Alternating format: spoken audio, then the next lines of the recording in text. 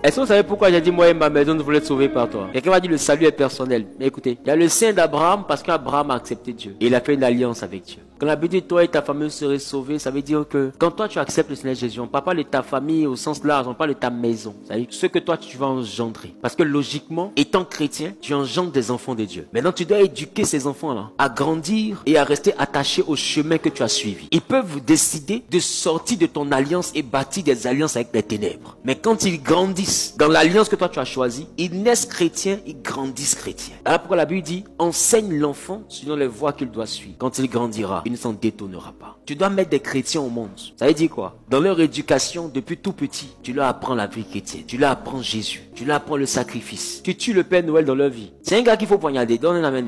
Voilà. Tue le Père Noël. Il n'y a aucun Père Noël. Il y a Jésus à Noël. Moi, chez moi, il n'y a pas Père Noël qui donne cadeau à quelqu'un. Ton enfant cause aime les enfants, ils vont te traiter de menteur. Hein. Ça dit que tu dis non. Il n'y a pas Père Noël, il y a Père Noël. Il y a Jésus. Il n'y a pas Père Noël. Parce que tu les éduques d'abord selon le Seigneur. Donc c'est les chrétiens qui grandissent. Qui comprend ce que je te dis? Et la Bible dit quand il grandira, il ne s'en détournera pas. Si tu l'as bien éduqué dans le Seigneur, lui-même va aller aux eaux du baptême. Tu l'as bien éduqué dans le Seigneur, son âme va rester fortement attachée à Dieu. Et tu as réussi ton pari. Qui comprend ce que je te dis? C'est pourquoi il te dit toi et ta famille, parce que normalement un enfant, là, il n'a pas de choix.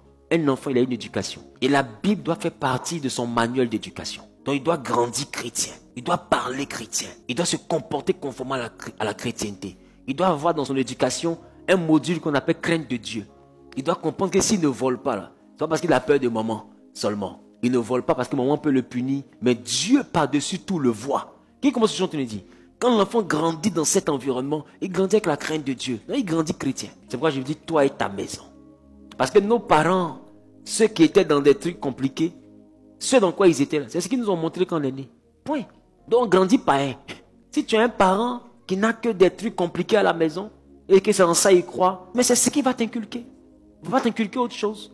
Donc tu grandiras païen. Il y en a qui grandissent mystiques. Parce que chez eux à la maison, tous les livres là, c'est les livres de sorcellerie. Papa lui-même c'est un haut de la hauteur d'en haut. Qui commence à te dire. Donc l'enfant me grandit dans les causeries compliquées.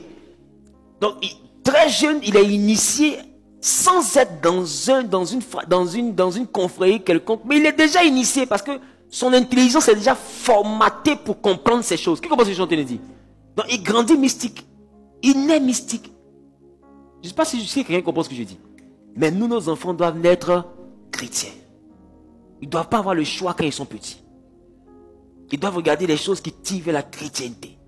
Ils doivent apprendre à prier avant de manger, prier avant de dormir, prier avant de partir à l'école. Lire un verset biblique quand ils savent lire. Ils doivent lire un verset biblique au moins par jour. Ils doivent faire les psaumes au moins la nuit. Il est né chrétien. C'est que lui, mais il est dans l'église, il n'est pas au courant. Je ne sais pas si quelqu'un comprend ce que je te dis. Voilà. Et dès ça, il te pose une question, mais papa, pourquoi les autres font ça? C'est le diable. C'est de ça qu'il te parle depuis là. C'est ça que Jésus est en train de faire. Mais papa, j'ai vu deux personnes en train de s'embrasser. C'est de ça qu'il te parle depuis. Dis-moi, c'est de ça. C'est le diable là, mais qui est là. C'est pas autre chose. L'enfant est né chrétien. Donc il grandit avec ses valeurs. Parce que si vous ne faites pas ça, les enfants de maintenant ne vont pas grandir avec des valeurs. Ils vont grandir avec votre douleur. Parce qu'on met un enfant au monde. Mais on ne met pas son cœur au monde. Mais on peut orienter son cœur. On peut orienter sur le cœur. Et l'orientation du cœur, c'est dans l'éducation, de façon subtile, qu'on lui apprend comment orienter son cœur. Et demain, quand il grandit, quand on lui propose une chose qui est contre nature, qui me comprend? Quand on lui propose une chose qui est contre nature, même quand il voit ça à la télévision, son cœur n'accepte pas ça. Parce que ce n'est pas les valeurs qu'on lui a inculquées. Tu n'as pas besoin de poursuivre ton enfant. Même si tu l'envoies en Europe, aux États-Unis, en Chine, quand il voit ça, il dit ça là, il ne rentre pas dedans. Parce que ce n'est pas les valeurs dans lesquelles on m'a éduqué. C'est pourquoi tes enfants doivent grandir chrétiens.